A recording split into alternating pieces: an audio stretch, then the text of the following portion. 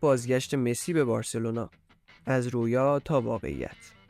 رویایی که مدیر عامل بارسلونا در مصاحبه جدیدش به صورت خیلی یواشکی اونو تایید کرده. حالا توی این ویدیو میخوایم این انتقال رو بررسی بکنیم و ببینیم که اصلا این انتقال ممکنه یا در حد شایع است.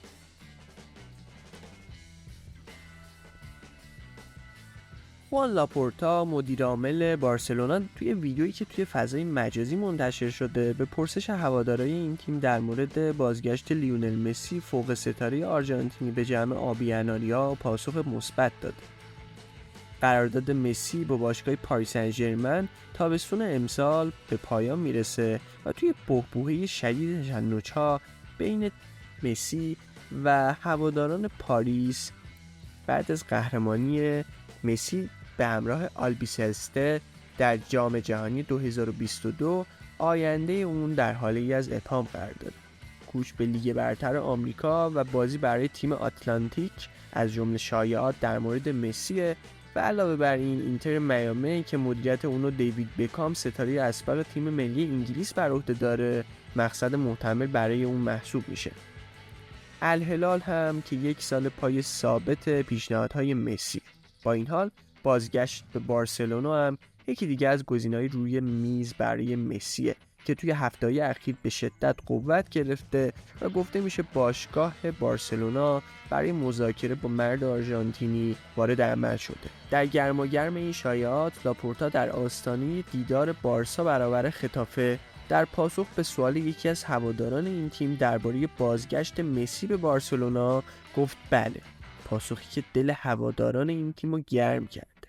آبی اناری‌ها در حال حاضر با مشکلاتی از جمله رسوایی‌های مالی دست و پنجه نرم می‌کنند. این موضوع میتونه نقل و انتقالات تابستونی این تیم رو تحت شعاع قرار بده. رافا یوسته نایب رئیس بارسا هم به تازگی از مذاکرات جاری با مسی پرده برداشته، اما هیچ چیز به طور رسمی رسانه‌ای نشده.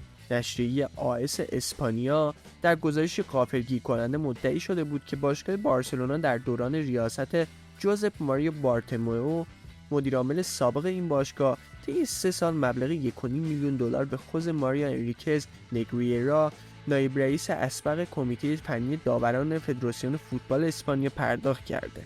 نگریرا از سال 1994 تا 2018 به عنوان نایب رئیس کمیته داوران فدراسیون فوتبال اسپانیا فعالیت می‌کرده.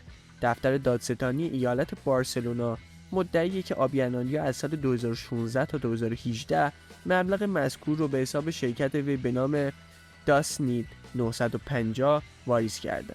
بر اساس گزارش مذکور نگریرا که سابقه قضاوت در لالیگا رو هم در کارنامه داره توی سالهای 2016 17 18 به ترتیب 571 580 و 341 هزار دلار دریافت کرده. لاپورتا در مورد این اتهامات گفته بارسلونا هرگز با نیت تغییر یا اعمال نفوذ در رقابت‌ها به منظور حصول منافع ورزشی اقدامی نکرده و دادگاه هیچ مدرکی هم پیدا نکرده، چون چیزی وجود نداره و چنین چیزی ممکن نیست. این اتهامات با هدف تخریب بارسلونا مطرح شده و خصمانه‌ترین حمله‌ای که علیه بارسلونا صورت گرفته. با این تفاصیل میشه گفت که بارسلونا تابستون خیلی سخت رو پیش رو داره و علاوه بر تنظیم کردن صورت‌های مالی و درست کردن تراز مالیش باید از پس ایجنت مسی یعنی پدرش و البته مبارزه با تیم‌های سرسخت عربستانی و آمریکایی هم بر بیاد.